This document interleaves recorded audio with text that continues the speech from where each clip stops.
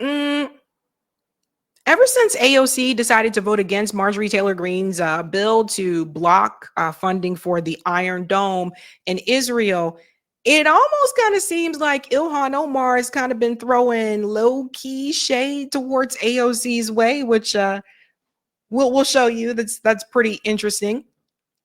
But also, people are waking up, right? That was one event, one vote that really did unite people across like left spectrum, like socialists, progressivists, those of us that don't even like each other, for hell's sake. Everybody was really livid at what AOC did. And the mask is off. And the mask is so off that you see videos like this. Ryan said AOC pretended to be on our side. Then she got exposed. Tag her so she sees it. Shame the traitors. I don't know if you guys saw this, but check this out.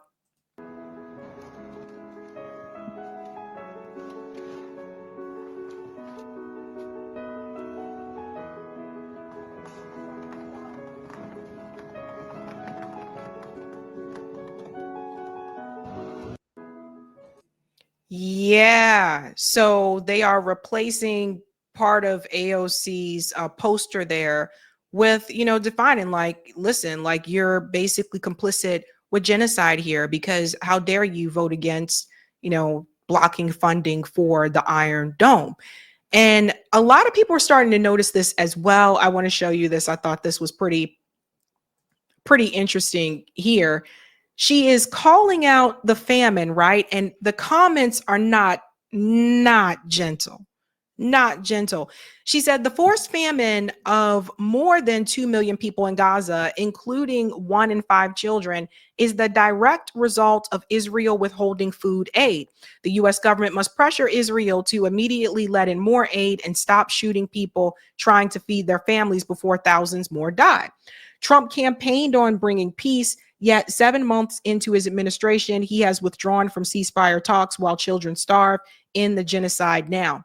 Yeah, it's really interesting. Like I told you, everybody's a fighter and is bold and brave when Trump is in office. But when Biden and Kamala were in office, did AOC say this speech of, well, Biden and Kamala promised a ceasefire, but that hasn't happened? No, she didn't.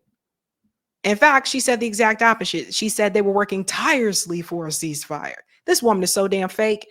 But the comments are not being nice to AOC.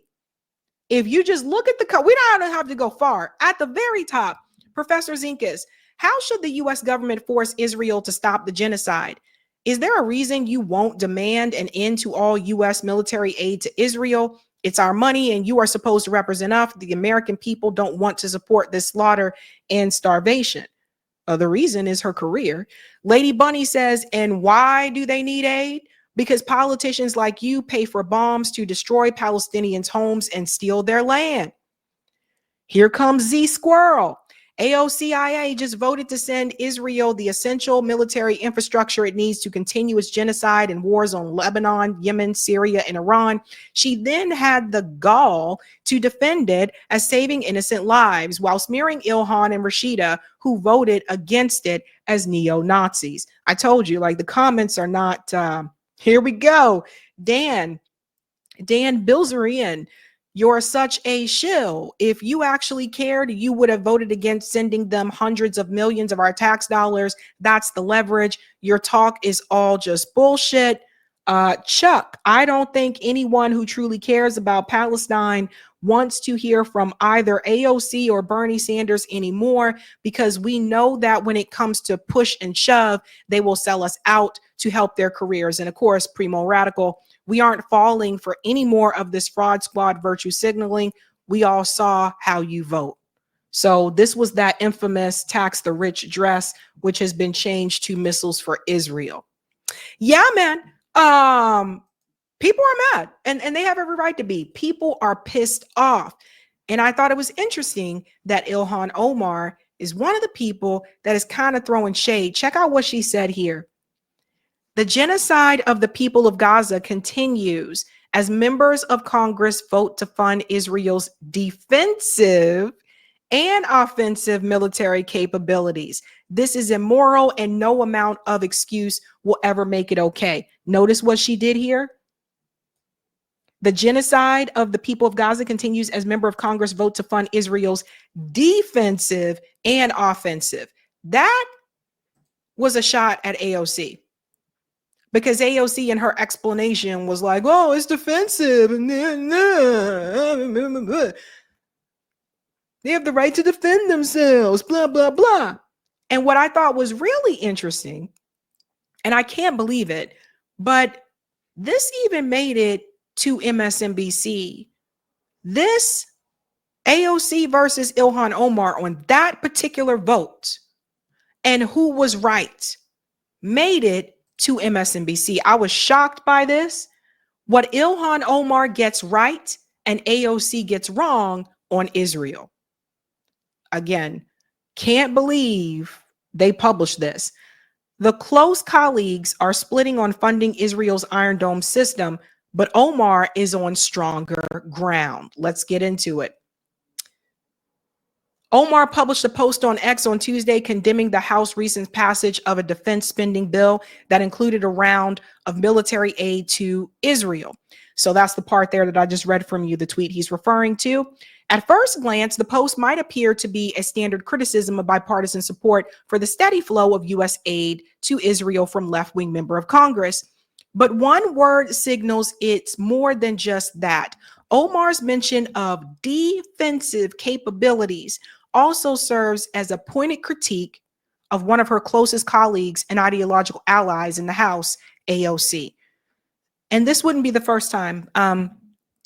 After AOC said during the Democratic National Convention that they're working tirelessly for a ceasefire, it was Ilhan Omar in an interview that said she knew that AOC knew that was a lie, that was not true. They weren't working for a ceasefire. So this isn't the first time. Let's go on here. Omar is on stronger ground. The two members of the squad, progressive lawmakers, are among the most vocal critics of Israel on the Hill. But they've diverged recently on the issue of whether the U.S. should fund Israel's military missile defense system, including the Iron Dome. Marjorie Taylor Greene proposed that amendment to defense spending bill designed to cut $500 million for Israel's missile defense. Let's go on here. Greene's Israel amendment received votes from Thomas Massie, Omar, Rashida Tlaib, Summer Lee, and Al Green. AOC voted against the amendment. She also voted against the defense spending bill that it was proposed to be added to, in line with most Democrats. She posted on X that she voted against the amendment because it does nothing to cut off offensive aid to Israel, nor end the flow of munitions being used in Gaza. She also said, I have long stated that I do not believe that adding to the death count of innocent victims of this war is constructive to its end, and that she remains focused on cutting the flow of U.S. munitions that are being used to perpetuate the genocide in Gaza. To summarize, AOC supports aiding Israel's defensive capabilities, but not offensive capabilities. Ilhan Omar opposes both. Omar is on stronger ground. Yeah. And again, as I told you guys before, support for the Iron Dome goes directly against DSA policy, which AOC is a part of.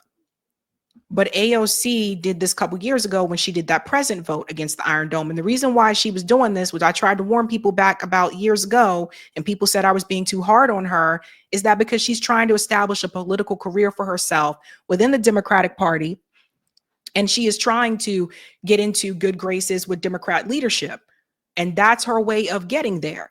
So she's trying to get in the good graces of Chuck Schumer, Hakeem Jeffries. Also, she was trying with Nancy Pelosi at that point in time. I also believe that's part of the reason why she didn't follow none of them followed that strategy of forcing the vote for Medicare for all. I think that's part of that as well. Looking out for political careers. I believe that she is trying to pursue a Senate seat. I think she might be looking at Chuck Schumer's seat, considering she was polling better than him for his particular seat. And I also think that she's looking down the road at future presidential aspirations. There was an interview a couple years ago with AOC's mom where she said she always wanted to be president someday. So this is a career move for her. But it's like what people have said before. It's like giving a school shooter a bulletproof vest. It's like that, like just shielding them from anything, any accountability. That's what it's like. AOC knows that this is wrong, but she's looking out for her political career. Omar's position is in line with boycott, divestment, and sanction campaign against Israel, much of which is modeled off of international efforts to end apartheid in South Africa.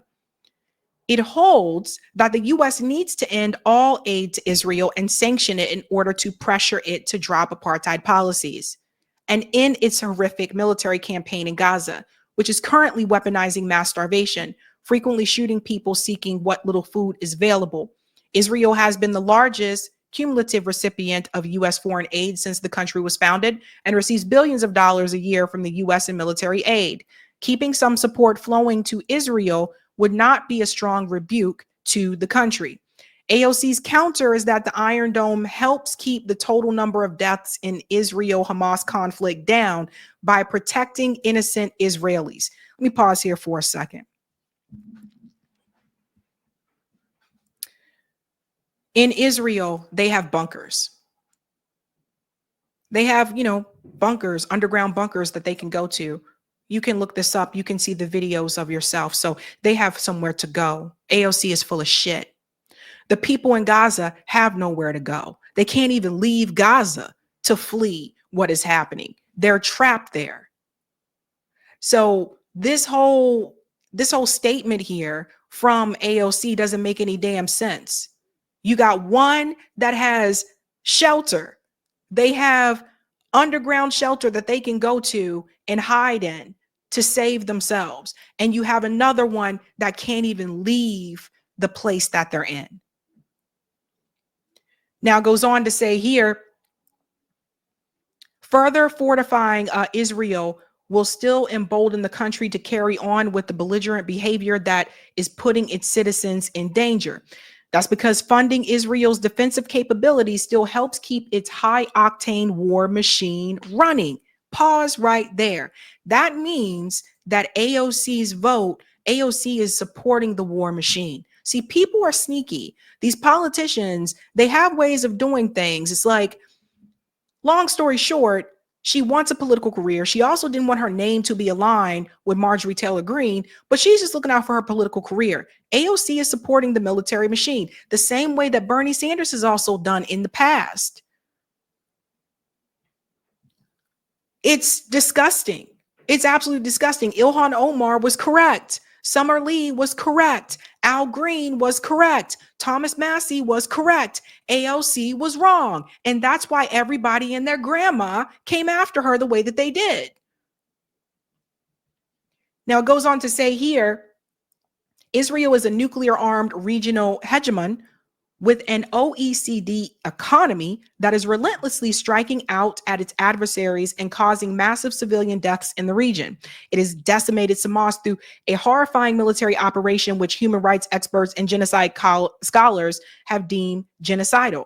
Giving Israel unlimited defensive support is not a neutral position. It is an intervention, one which would still help enable the most powerful country in the Middle East to carry out war crimes in the region with more confidence and less concern about the inevitable blowback for its conduct.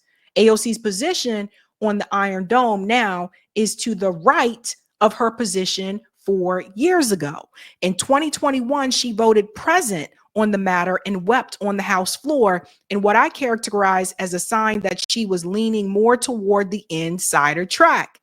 That's right, insider track in American politics, because it signaled she was afraid to take a clear position on a matter as she ascended within the party.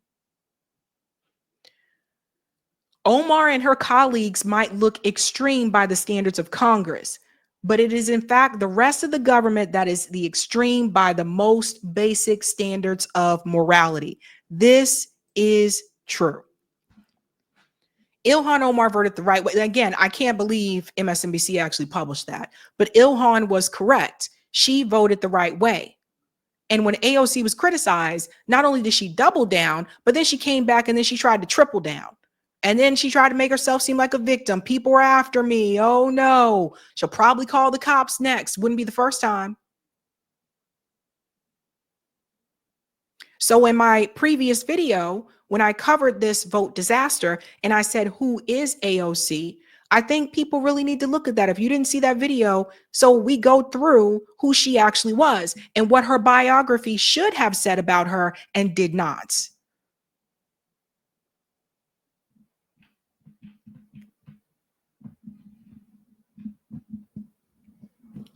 It's crazy times, but again, I think that people are waking up. The squad, if you think about it, really isn't a squad. AOC, if you look back on things, she was always the one that the media tended to focus on the most, not the other members. Even in that documentary, Bringing Down the House, the focus was more so on her instead of Paula Jean Swearengin and Cori Bush. Most of the documentary was about her. Got to pay attention, folks. This was planned from the get-go, I believe. Let's go to some of the comments here, ladies and gentlemen. Skylar says AOC wasn't mad because people were mischaracterizing her vote. She was mad because we saw through her BS and that made her rage. There you go. Hey guys, this was a Sabby clip. If you like what you saw, hit that like button and subscribe.